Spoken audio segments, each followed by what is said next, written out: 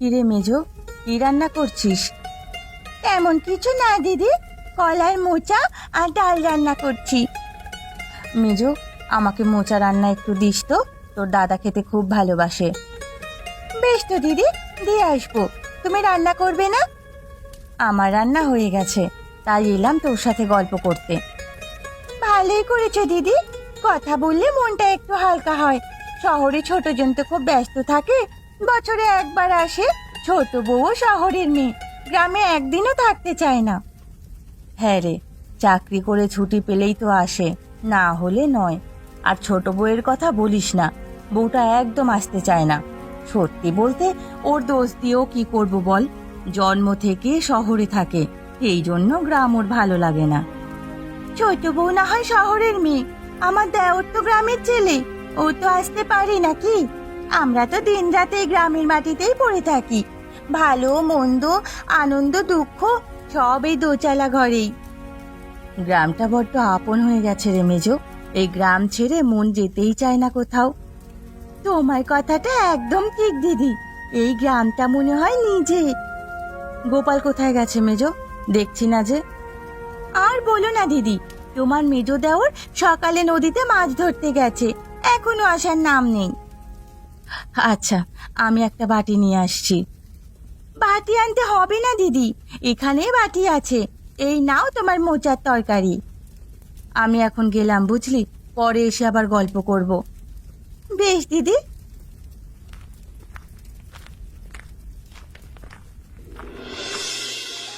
আহা, হ্যাঁ, বড় বড় 3টে ইলিশ ধরেছি আজকে। গিন্নিকে বলবো আজকে যেন সরিষা ইলিশ করে। কতদিন হয়ে গেল খাওয়া হয় না, আজকে মজা করে খাবো। হ্যাঁ, হ্যাঁ। দাদা একটু শুনবেন। আমাকে ডাকছেন মশাই? আপনাকেই ডাকছি দাদা।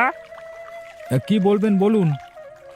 এই গ্রামে গোপালের বাড়ি যেতে চাই, অনেককে জিজ্ঞেস করলাম, কেউ ঠিক করে বলতে পারলো না। আপনি কি চেনেন? গোপালের বাড়ি মানে? আরে আমিই তো গোপাল। তাই নাকি? এত ভালোই হলো, আপনাকে মানে আমাকে বেশি কষ্ট করতে হলো না। হ্যাঁ, কিন্তু আপনাকে ঠিক চিনতে পারছি না, আপনি কে বলুন তো? আমি আপনার স্ত্রীর পিস্তুত দাদা রমেশ। আরে আমরা তো শহরে থাকি, তাই আগে কখনো দেখা হয়নি। আজকে কাজে এসেছে এদিকে, ভাবলাম হ্যাঁ আমার বোনের সাথে একটু দেখা করে যাই। ও, ভালোই করেছেন। তবে আমার স্ত্রীর কাছে শুনেছি তার বাবার মানে বাড়ির কুলে কোনো আত্মীয় স্বজন কেউ নেই। আমাদের সাথে ওদের কখনো কোনো যোগাযোগ ছিল না। মায়ের কাছে শুনেছি, মানে আমার মা বলেছিল এই গ্রামে আমার একটা মামাতো বোনের বিয়ে হয়েছে, তাই আসা আর কি। এদিকে কাজ না থাকলে হয়তো মানে আশাই হতো না। বুঝতে পেরেছি মশাই, এখন চলুন আমার সাথে। আচ্ছা চলুন, এই মিষ্টির হাঁড়িটা ধরুন, আপনাদের জন্য এনেছি। মিষ্টি আনবার কি দরকার ছিল মশাই, আমাদের বাড়িতে মিষ্টি খাওয়ার তেমন লোক নেই। খেয়ে দেখবেন, এই মিষ্টির স্বাদ অনেক ভালো, হ্যাঁ, যেখানে সেখানে পাওয়া যায় না। চলুন চলুন, বাড়ির দিকে হাঁটতে থাকি। বেশ বেশ, চলুন।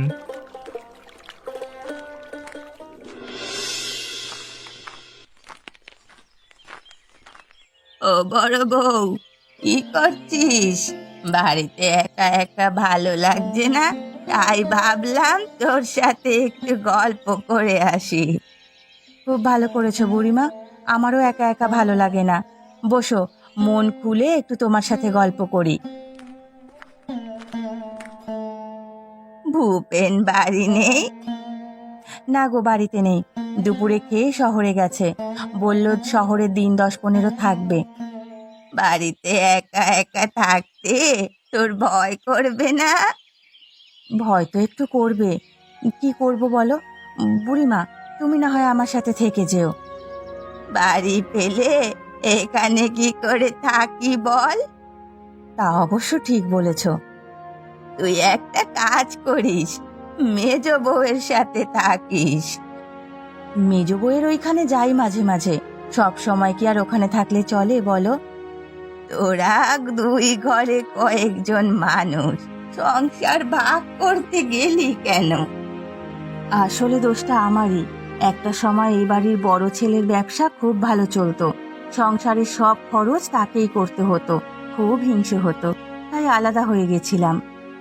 কাজটা তুই মোটেই ঠিক করিসনি। কয়েকজন মানুষ মিলেমিশে থাকতে পারতিস। সে আর বলতে, আমি এখন বুঝতে পারছি কতটা ভুল করেছিলাম। এখন আর চাইলেও একসাথে হওয়ার কথা বলতে পারি না। দেখি, আমি না হয় বলে দেখব। না না বুড়িমা, তোমাকে কিছু বলতে হবে না। দিদি, এই না মিষ্টি। এই মিষ্টি এখন কোথায় পেলি রে মেজো? তোমার দেওরের সাথে একজন ভদ্রলোক এসেছেন, বলছে উনি নাকি আমার পিসতুতো ভাই। আমি তো কিছুই মনে করতে পারছি না। ছোটবেলা থেকে জানি আমার কোনো পিসিই নেই। দুঃসম্পর্কের হতে পারে, নইলে কেনই বা তোদের বাড়িতে আসতে যাবে। বুড়িমা, তুমিও একটা মিষ্টি খেয়ে দেখো। মিষ্টিটা খেতে অনেক মজা। আর বাড়ি ফেরার সময় আমাদের বাড়ি হয়ে যেও, তোমাকে এক বাটি মিষ্টি দেব। মিষ্টি নিয়ে গিয়ে কি করব? আমার কি খাওয়ার লোক আছে নাকি? একটা খেয়ে যাব, এতেই হবে। আচ্ছা, তারপরও আমার সাথে দেখা করে যাবে। সে যাবো কোন। দিদি, আমি এখন গেলাম, হাতে অনেক কাজ। অতিথির জন্য রান্না করতে হবে।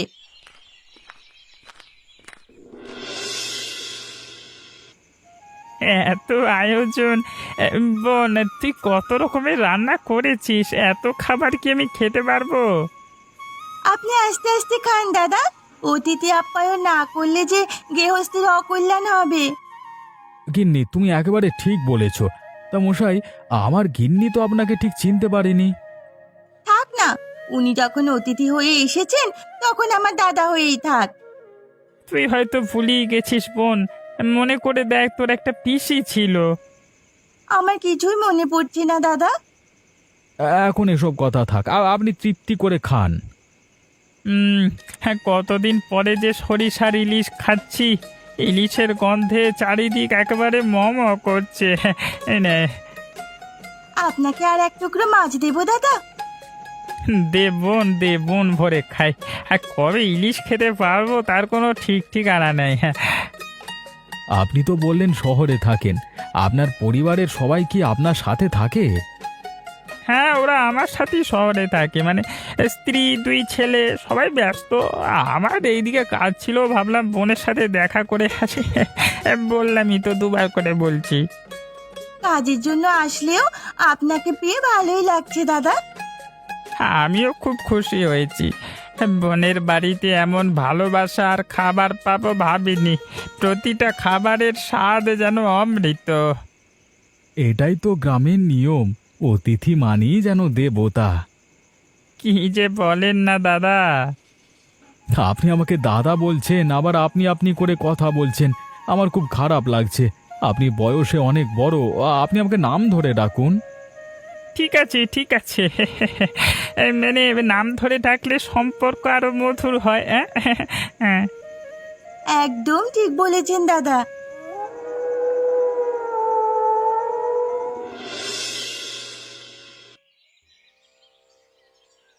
হ্যাঁ গো, তোমার না আরো কিছুদিন থাকার কথা ছিল?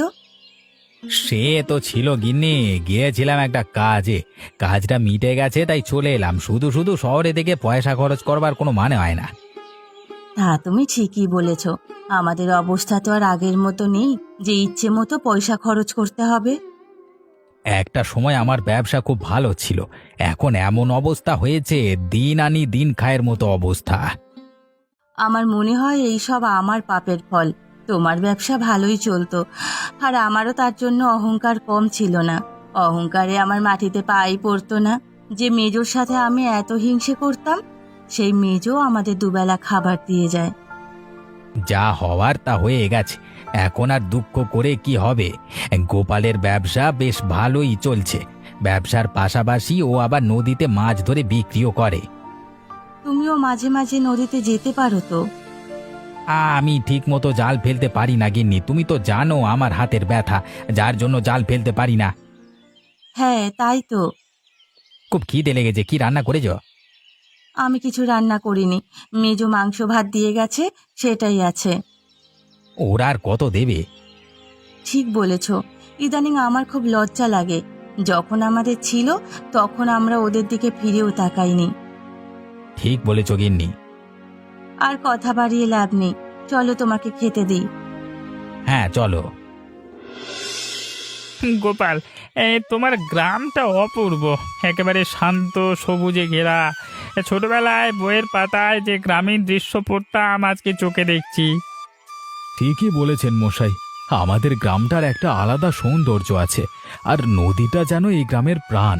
তাছাড়া এই গাছগাছালিতে গ্রামটা একেবারে সবুজ হয়ে আছে। গ্রামের ভেতর দিয়ে বয়ে যাওয়া নদীটা একেবারে স্বর্গের মতো লাগছে। শহরে তো শুধু ইট কাঠ ধোয়া, এখানে এসে মনে হচ্ছে বুক ভরে নিঃশ্বাস নিতে পারছি। এই নদী আমাদের জীবনের অংশ। এখানেই স্নান করি, মাছ ধরি, সময় পেলে নদীর ধারে বসে গল্পও করি। গ্রামের মানুষগুলো সবাই এত আপন, এত আন্তরিক। শহরে তো কেউ কাউকে ঠিক মতো চেনেই না কলা। কথা বলে তো দূরের কথা, মুখই দেখে না। হ্যাঁ মশাই, শহরে হয়তো টাকা পয়সা আছে কিন্তু সম্পর্কের আন্তরিকতা নেই। এখানে অতিথি এলে আমরা দেবতার মনে করি আর কি। তোমাদের বাড়িতে এসে আমি সেটা বুঝেছি। তোমাদের আপ্যায়ন আর আমার বোনের রান্না মুখে লেগে থাকার মতো। হ্যাঁ, গিন্নি আমার খুব যত্ন করে রান্না করে, বলে রান্না যদি ভালো না হয় তাহলে দিনটাই খারাপ হয়ে যায়। তোমরা সত্যি ভাগ্যবান, এমন জায়গায় থাকো। আমার তো মনে হচ্ছে সারা জীবন এখানেই থেকে যাই।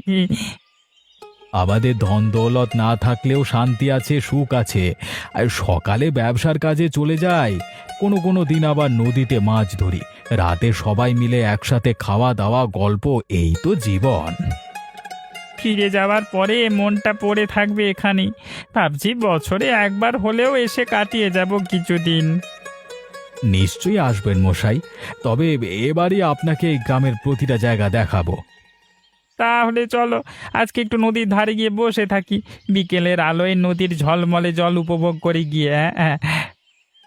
চলুন মশাই, আমাদের নদীর ধারে একটা বট গাছ আছে, তার নিচে বসে চা খাবো।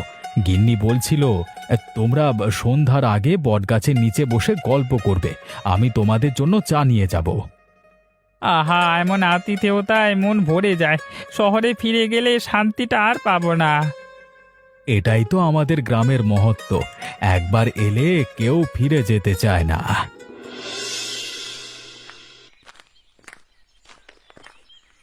কি করছো দিদি? এই কয়টা মুড়ি চিবোচ্ছি। তোমাদের জন্য ইলিশ খিচুড়ি এনেছি। কি দরকার ছিল এই ইলিশ খিচুড়ি আনার? তো দাদা বাড়িতে নেই, ফিরতে রাত হবে। এত খিচুড়ি কি আমি খেতে পারবো? মুড়ি খেতে হবে না দিদি, তুমি এটা খেয়ে নাও। সে খাওয়া যাবে। এখন আবার দুপুরে রান্না চাপাতে হবে। আজকে দুপুরে হাঁসের মাংস আর রুটি করব। অতিথিকে তো আর জাতা খাবার দেওয়া যায় না, বলো? সে তো ঠিকই, কিন্তু এতদিন হয়ে গেল উনি এখনো তোদের বাড়িতে আছে, যাওয়ার নামও করে না। সেটা আমিও ভাবছি গো, কিন্তু অতিথিকে তো আর আমরা চলে যেতে বলতে পারি না।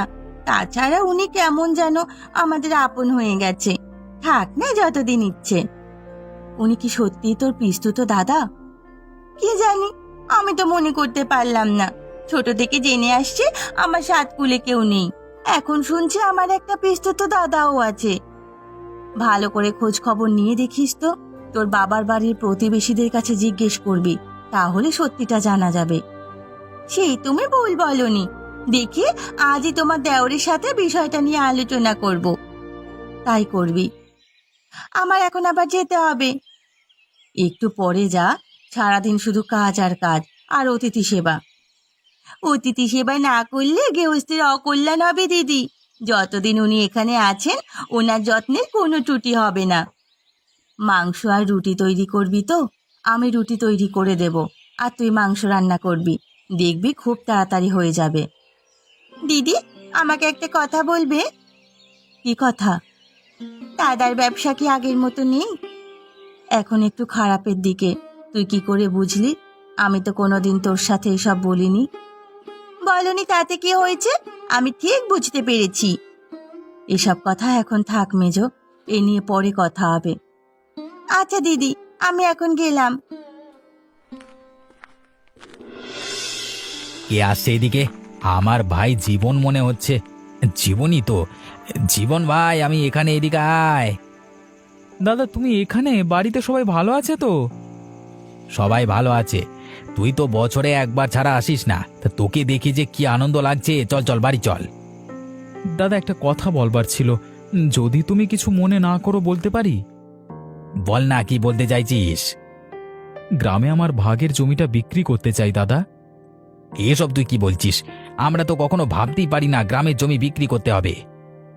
দেখো দাদা, আমি শহরে থাকি, যে বেতন পাই তাতে শহরে চলা খুবই মুশকিল হয়ে যায়। ভাবছি চাকরির পাশাপাশি একটা ছোটখাটো ব্যবসা করব। তোর যদি টাকার দরকার হয় আমরা দুই ভাই মিলে জোগাড় করে দেব, কিন্তু তুই তোর ভাগের জমি বিক্রি করবার কথা ভাবিস না। আমি তো গ্রামে আসি না, বছরে একবার আসি, এসে দুদিন থেকে চলে যাই। ছোট বউ তো একদিনও আসে না, ও গ্রামেই থাকতেই পারে না। গ্রামে আসিস না বলে জমি বিক্রি করতে হবে? শহরে থেকে তো তোর মানসিকতা যেন কেমন হয়ে গেছে একেবারে। শুধু আমাকে দোষ দিচ্ছ কেন? তোমরা দুই ভাইও তো মিলেমিশে থাকতে পারো না? একটা সময় আমাদের মধ্যে একটু ঝামেলা হয়েছিল, কিন্তু এখন সেটা মিটে গেছে। আমরা এখন থেকে অনেক ভালো আছি, দুই ভাই মিলেমিশে থাকি। দাদা আমার কথা আমি জানিয়ে দিলাম, তোমাদের দায়িত্ব আমার ভাগ বুঝিয়ে দেওয়া। এখন বাড়ি চল, এই বিষয়ে গোপালের সাথে আলোচনা করতে হবে। সবাই মিলে একটা সিদ্ধান্ত নিতে হবে। সেই ভালো, চলো চলো এখন বাড়ির দিকে যাই, চলো।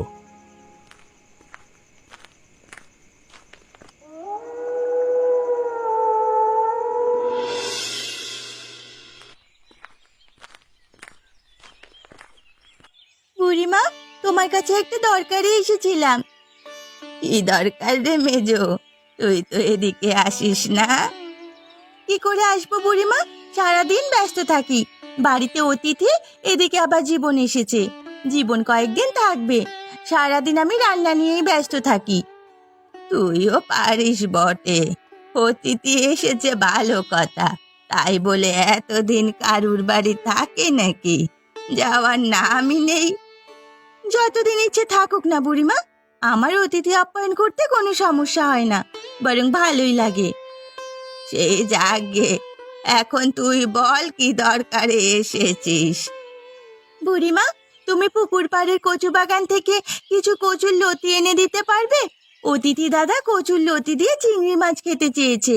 বলছে কয়েকদিন ধরেতে মাছ মাংস ইলিশ সব খেয়েই যাচ্ছি, এবার একটু দেশি খাবার খাবো। পারবো না কেন? তা কখন লাগবে? তোমার যখন সময় হয় তখনই দিয়ে এসো। আমি বিকালে গিয়ে লতি তুলে তোর বাড়ি দিয়ে আসবো। ঠিক আছে বুড়িমা। তোর অনেক ধৈর্য মেজো বউ, তোর মতো মানুষ গ্রামে কেউ নেই। কি যে বলো বুড়িমা, তুমি একটু বেশি ভালোবাসো আমায়, তাই তোমার কাছে আমি এত ভালো। আমি একটুও বাড়িয়ে বলছি না রে, গ্রামে সবাই তোর কথা বলে। বুড়িমা, আমি এখন আসি। তোকে একটা কথা বলি, তোর ভাসুরের সংসারে খুব অভাব, তোরা তো আবার একসাথে হতে পারিস। বড় বউকে দেখলে আমার খুব মায়া লাগে। আমিও ভাবছি বিষয়টা নিয়ে, তবে আমি কখনোই সংসার ভাগ করার পক্ষে ছিলাম না। দিদির জন্য আমরা আলাদা হতে বাধ্য হয়েছিলাম। আমি সব জানি। বুড়িমা, এবার আমাকে যেতে হবে।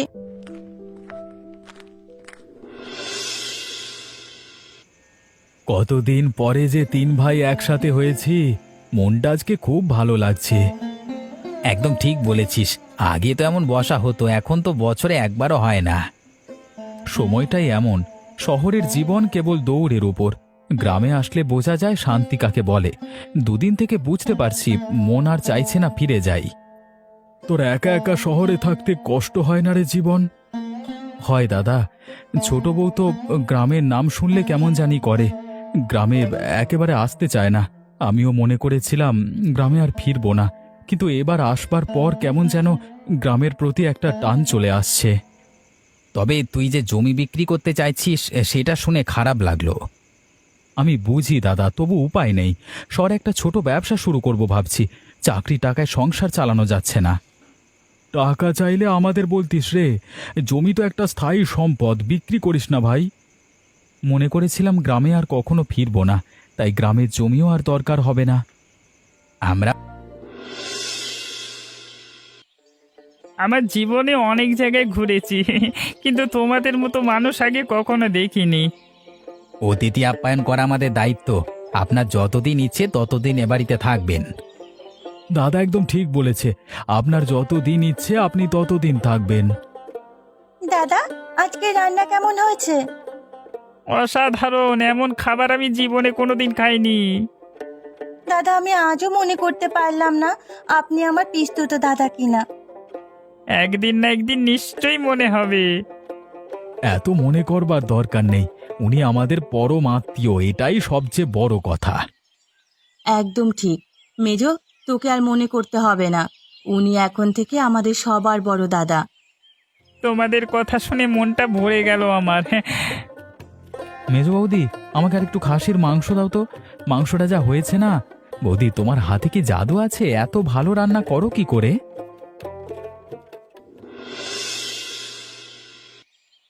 বাড়িতে কেউ আছেন? দয়া করে একটু বাইরে আসবেন। পুলিশ? আপনারা কেন আমাদের বাড়ি এসেছেন? আপনারা কারা? আপনারা একজন ক্রিমিনালকে আশ্রয় দিয়েছেন, আমরা সেই ক্রিমিনালকে অ্যারেস্ট করতে এসেছি। গিন্নি, এসব উনি কি বলছেন? আমিও কিচ্ছু বুঝতে পারছি না। আপনাদের বাড়ি অতিথি হয়ে যে লোকটা এসেছে, উনি একটা খুনি। পারিবারিক ঝামেলার জন্য নিজের ভাইকে খুন করে পালিয়ে বেড়াচ্ছে। উনি তো বলেছে উনি আমার পিস্তুত দাদা, ওনার ব্যবহারে তো মনে হয় না উনি খুন করতে পারে। লোকটা বিভিন্ন জায়গায় গিয়ে আত্মীয় পরিচয় দিয়ে মানে থাকে আর কি, যে বাড়ি থাকবার সিদ্ধান্ত নেয় সেই বাড়ির খোঁজ খবর আগে থেকে নিয়ে নেয়, এমনি তাদের ছবিও সংগ্রহ করে রাখে আর কি। হ্যাঁ, তাহলে তো উনি বড় ধরনের অপরাধী। একদম ঠিক বলেছেন। উনি কোথায় আছেন এখন? ওই দিকটার ঘরে ঘুমোচ্ছে। আচ্ছা, আমরা তাহলে ওনাকে নিয়ে আসি। ক্রিমিনালটা পালিয়েছে। পালিয়ে যাবে কোথায়? আমাদের হাতে ওকে ধরা পড়তেই হবে। আমরা তাহলে গেলাম।